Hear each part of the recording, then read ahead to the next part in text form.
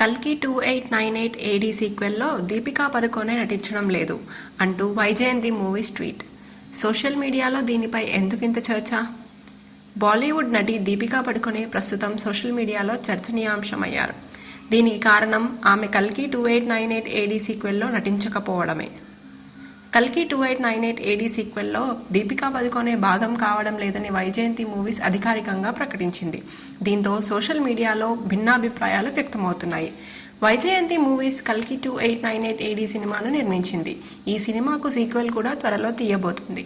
దర్శకుడు నాగ్ అశ్విన్ వైజయంతి మూవీస్ నిర్మాణంలో కల్కి 2898 ఏడీ సినిమా గత ఏడాది ప్రేక్షకుల ముందుకు వచ్చింది.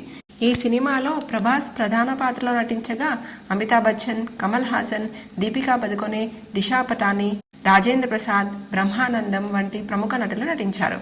ఈ సినిమా సీక్వెల్ షూటింగ్ ఈ ఏడాది చివరిలో ఉంటుందని దర్శకుడు నాగ్ అశ్విన్ ఓ సినిమా రిలీజ్ కార్యక్రమం సందర్భంగా చెప్పారు.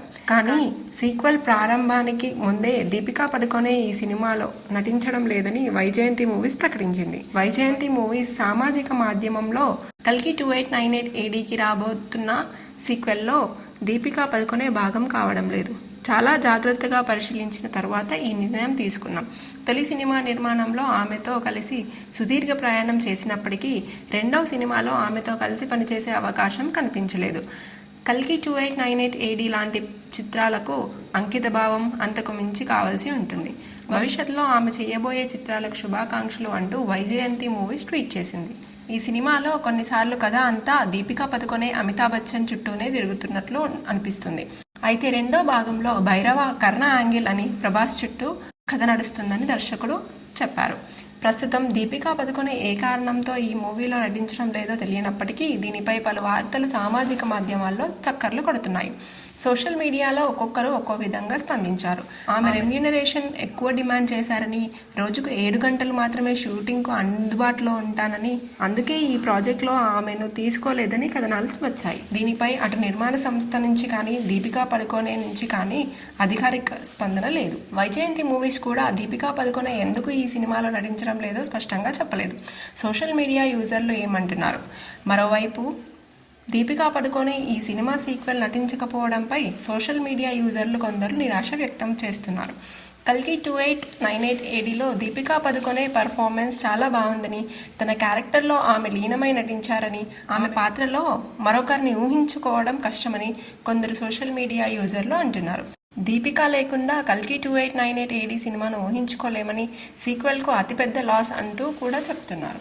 ప్రభాస్ నుంచి దీన్ని ఊహించలేకపోతున్నామని, స్పిరిట్ ఇష్యూను కల్కిలోకి తీసుకురాకూడదని ఒక యూజర్ అన్నారు. ఈ మూవీలో అత్యంత కీలకమైన దీపికా పాత్ర విషయంలో నాగ్ అశ్విన్ ఇలా చేయకూడదని, ఇది స్టోరీపై ప్రభావం చూపిస్తుందని రాశారు. ఈ విధంగా కావడం బాధాకరం.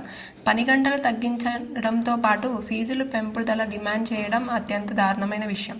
ఏ పని విషయంలోనైనా అంకితభావం, స్థిరత్వం ఉండాలి. దార్శనికతకు అనుగుణంగా అంకితభావం ఉన్నప్పుడు అసలైన సమర్థత బయటికి వస్తుంది. ఆరోగ్య విషయాలపై దృష్టి పెట్టడం అవసరమే. కానీ కల్కి 2898 ఏడీ వంటి సినిమాల వెనుకాలన్న సమష్టి ప్రయత్నాన్ని గమనించాలి. ప్రాజెక్ట్ డిమాండ్లకు అనుగుణంగా పనిచేయడమే ప్రొఫెషనలిజం అని ఓ యూజర్ రాశారు. ఆమె పాత్రలో ఎవరు నటించబోతున్నారు అంటూ మరికొందరు యూజర్లు ప్రశ్నిస్తున్నారు.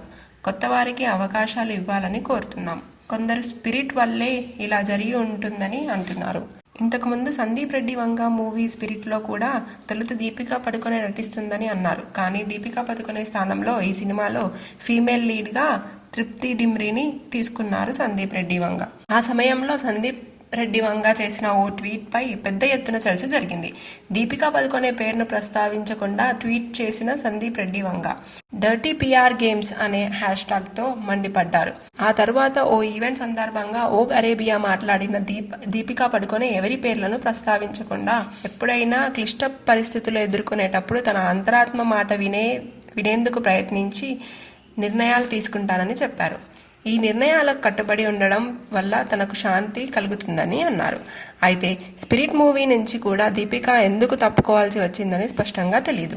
రెమ్యూనరేషన్ విషయంలో విభేదాలు కారణంగానే మూవీ నుంచి తప్పించారని ఫిల్మ్ఫేర్ రిపోర్ట్ చేసినట్లు ఎన్డీటీవీ మూవీస్ తన కథంలో పేర్కొంది. అలాగే రోజులో 6 గంటల కంటే ఎక్కువసేపు షూట్ చేసేందుకు దీపిక అంగీకరించలేదని పలు మీడియా కథనాలు పేర్కొన్నాయి. ప్రస్తుతం కల్కి 2898 AD నుంచి దీపిక నటించకపోవడంపై కూడా ఇలాంటి కథనాలే వస్తున్నాయి. ఈ 2 మూవీస్లోనూ ప్రభాస్ ప్రధాన పాత్రలో నటిస్తున్నారు. ప్రెగ్నెంట్గా ఉంటూనే ప్రమోషన్స్లో పాల్గొన్నారు. అంకిత భావం లేదంటే ఎలా? గత ఏడాదినే దీపికా పడుకొనే పాపకు జన్మనిచ్చింది. ఆమె కూతురికి దువా అనే పేరు కూడా పెట్టారు. కల్కి 2898 AD మూవీ విడుదల సందర్భంగా ఏర్పాటు చేసిన ప్రమోషన్లలో ఆమె ప్రెగ్నెన్సీతో కనిపించారు. ఆ సినిమాలో కూడా ఆమెది ప్రెగ్నెంట్ క్యారెక్టరే. ప్రెగ్నెన్సీ లాంటి కీలక సమయాల్లో ఆమె మూవీస్ ప్రమోట్ చేశారని, అంకిత భావం లేదా భాగస్వామ్యం విషయంలో ఖచ్చితంగా ఎలాంటి లోపం లేదని ఓ యూజర్ అన్నారు. అయితే ప్రెగ్నెన్సీ సమయంలో చాలా మంది వర్కింగ్ ఉమెన్ ఆఫీసులకు వస్తుంటారని మరో యూజర్ రాశారు. దీనికి అంకిత భావం విలువలతో ఎలాంటి సంబంధం లేదన్నారు.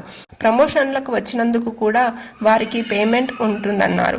అయితే పని గంటల విషయంపై దీపికా పడుకొనే తన ఆందోళనను అంతకుముందు కూడా వ్యక్తపరుస్తూ వస్తున్నారు. వారానికి 90 గంటలు వర్కింగ్ అవర్స్ ఉండాలని, ఆదివారాలు కూడా పనిచేయాలని L&T చైర్పర్సన్ SN సుబ్రహ్మణ్యన్ చేసిన వ్యాఖ్యలపై ఈ ఏడాది జనవరిలో నటి దీపిక తన ఇన్స్టాగ్రామ్లో స్పందించారు.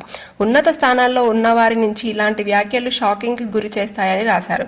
అలాగే మానసిక ఆరోగ్యం ముఖ్యమని చెప్పేలా మెంటల్ హెల్త్ మ్యాటర్స్ అనే హ్యాష్ట్యాగ్ని కూడా జత చేశారు. ప్రస్తుతం ఆమె ఈ సినిమాల నుండి తప్పుకున్నందుకు కారణం కూడా పని గంటల తగ్గింపు డిమాండ్నేనని పలు మీడియా కథనాలు పేర్కొన్నాయి. అయితే దీపికా పడుకొనే నుంచి అధికారమైన స్పందన అయితే ఇంకా రాలేదు.